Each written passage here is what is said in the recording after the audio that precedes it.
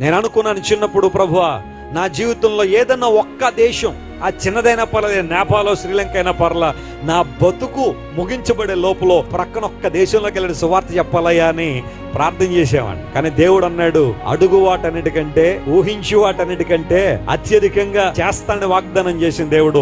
నేను ఒక్కటి అడిగాను, దేవుడు ఎప్పటికీ 75 దేశాలు తీసుకెళ్ళాడు. దేవుడు నా స్తోత్రం కలుగునుగా. దేవుని మహిమార్థం చెప్తున్నాను ప్రియులారా. ఏదో నా గొప్ప కోసం నేను చెప్పట్లా, నేనేదో ఇన్ని దేశాలు తిరిగాను చాలా గొప్పవాడని కాదు, నా దేవుడు గొప్పవాడని చెప్పడానికి ఈ మాట చెబుతున్నా.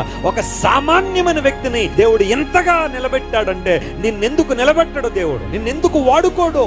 అధైర్యపడుతున్నావా, కలవరపడుతున్నావా, నీ పిల్లల భవిష్యత్తు కోసం ఏడుస్తున్నావా? అయ్యా మా ఇంట్లో కరువు ఉందయ్యా, మా ఇంట్లో క్షామం ఉందయ్యా, మా ఇంట్లో భయంకర పరిస్థితుల్లో నేను బాధపడుతున్నావా? పట్టుకో యేసయ్యని గట్టిగా. నోవహు ఓడలో సమృద్ధి ఉన్నట్టుగానే నీ ఇంటిలో, నీ జీవితంలో, నీ బ్రతుకులో, నీ తరతరాలు సమృద్ధితో దేవుడు నింపడానికి ఆయన ఇష్టపడుతున్నాడు ఈ రాత్రి.